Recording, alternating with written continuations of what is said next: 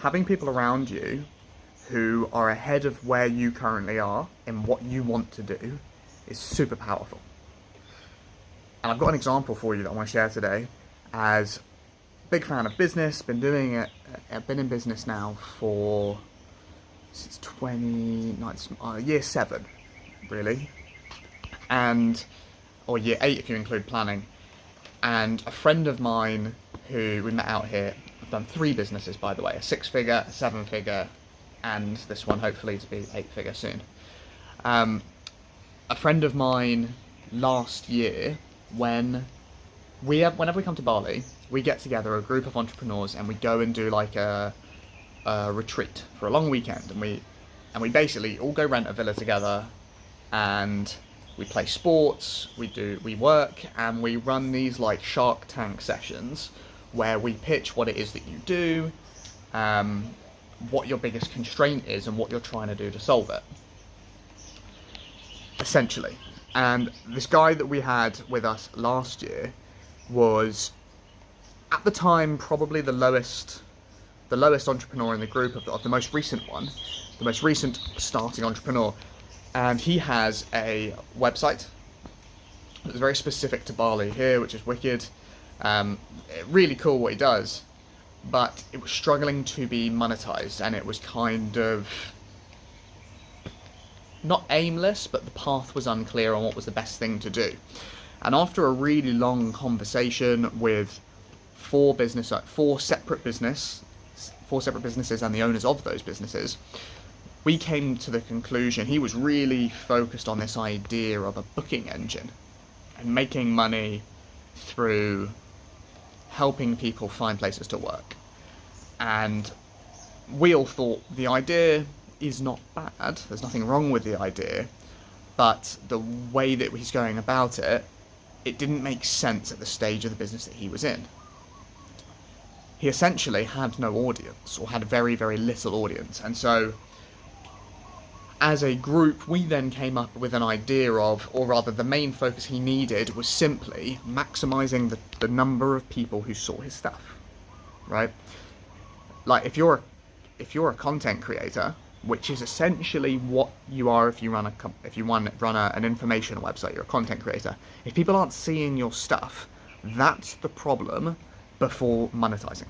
You have to have top of funnel, otherwise you can't generate money. Unless you have something like an info product where you need very few devoted followers who will spend lots of money. But that's not the situation. He didn't have a product or a service to sell yet. And so just drastically increasing the top of funnel numbers was the single most important thing. And then once you have a significant following to a website, the single easiest way to monetize it is through affiliates. It's through affiliate links and getting commission for recommending things like, for his specific case, travel insurance, eSIMs, all this sort of stuff. Now, he just spent loads of time and effort doing this booking system, and it's really uncomfortable to be told where you've put all your focus and energy is not the right place. And it's especially difficult because other people don't understand, right? Because you're the one who's been doing it, you're the one who's been making the decisions, and you have reasons as to why. But it still generally turns out, like, if Elon Musk gave me an idea, or if we gave him a really in-detailed example of what our business is, and the way that he thought was the best to go about it, he's so much more prepared with his business experience to know what's going to actually be effective. And that's an uncomfortable truth to realise. And I met up with this guy today after I haven't seen him for a year, and he said this same thing. He was like, that was super uncomfortable, like I was really, really against it and all this sort of stuff. And anyway, push came to shove, and that is what accidentally started happening, and then he put his time into it and it started working. And now, a year later, he's got it to the point where it's a full-time income. Full-time passive income. Like, freaking huge congratulations, and he's super hyped, in such a good place, and he's now got a steady formula to actually grow that as well. And then this opens up so many more doors, because now he's got a real skill. He is an SEO expert. It's what he spent the last year getting good at. which now opens up so many more avenues. And so, as an example of, because he's now saying, it's quite funny, he's now saying he's comparing to some of our other friends who are doing, like 100 grand a month, and he's like, well, yeah, I'm doing a full-time income, but not unbelievable money, and that's what I'm comparing to, and we're playing different games.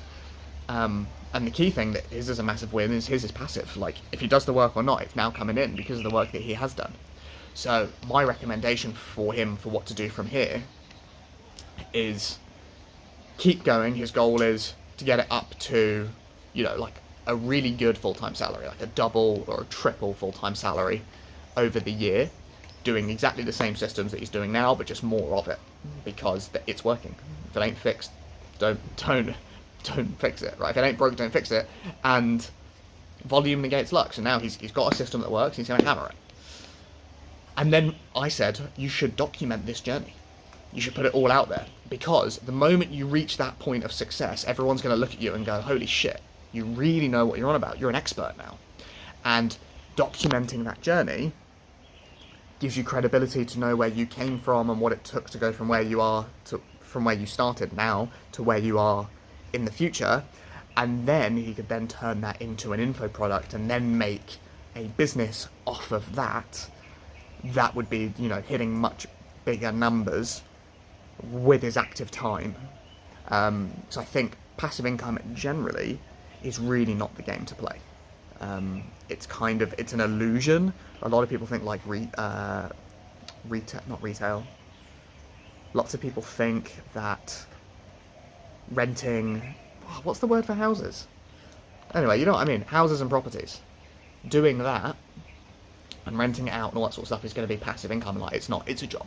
100%. It's an active income source, and you turn it into a business. Whereas what Johnny has done now is, it is actually passive. Like, if he does nothing, it will continue to bring in money, and that's a really, really cool thing. But it's not going to bring in like generational wealth. He's going to have a different vehicle for that. But he's now able to work on this thing, and he's created himself a safety net where now he doesn't need money today, and he can spend as much time and effort as he wants now building something that will actually do that big thing, if that's what he wants to do.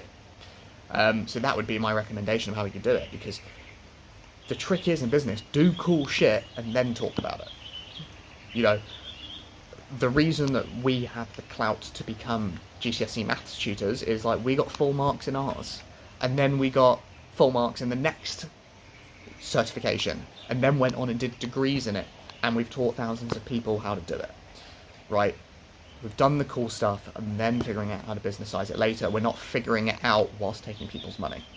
I think that's a good way to mess up your brand and like the quality of your service. So yeah, all of this comes back to, it's really sweet if you can have mentors around you who are the step ahead of you to get their input and feedback as to, is my path the right path? So yeah, huge congrats to Johnny, absolutely love that. And I really understand like the pain in the humility to have to, have that change, because it hurts. So like, super bigging him up. And a little win for us to know that like the experience that we have and the shot that or the call that we made actually came to fruition a year later. That was the call.